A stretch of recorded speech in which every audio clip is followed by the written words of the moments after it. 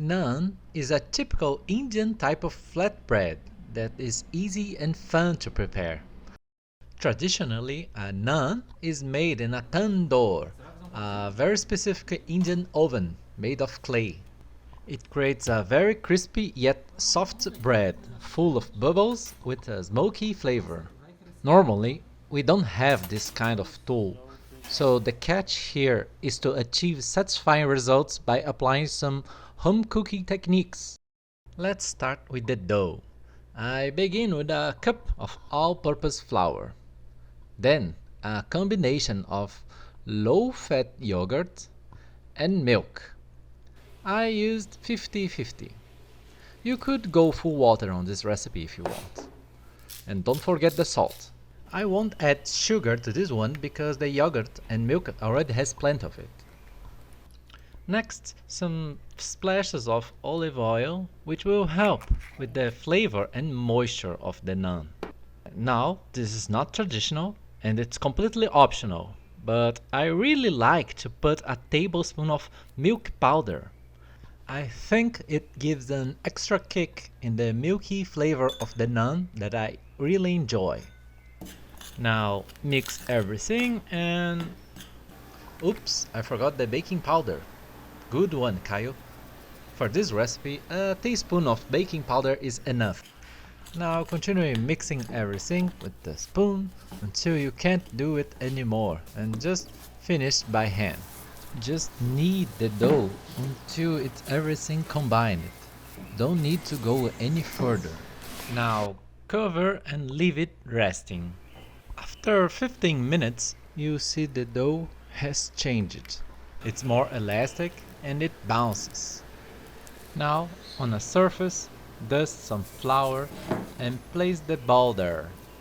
Now cut the dough in half and then each half in half again. It will form 4 pieces.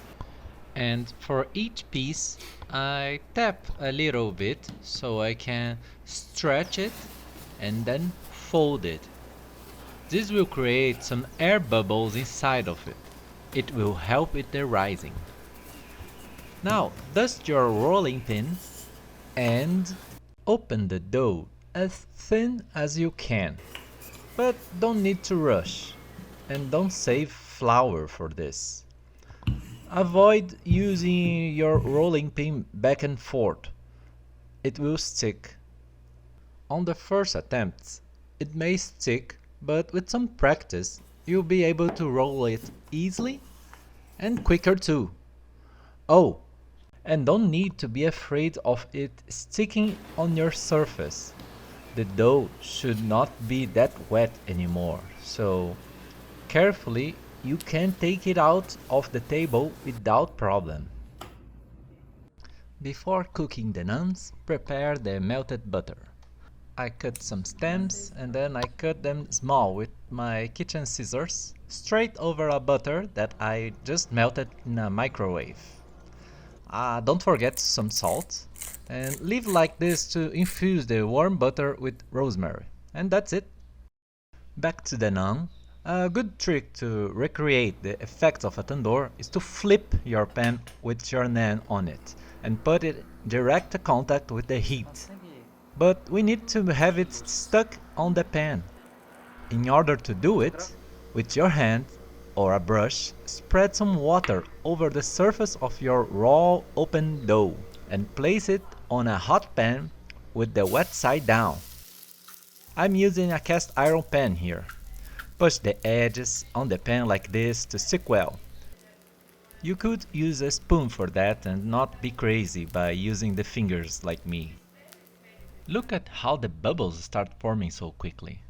You can find out if the browning of the bottom is good or not yet because it's stuck, but it's okay because you can adjust that later. Now starts the gimmicky part.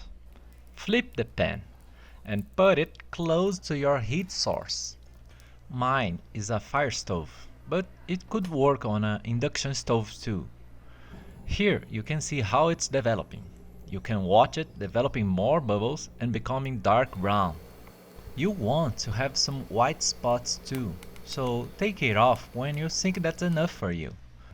For me it's good like this, so I can now put the pan back to normal and unstick the naan.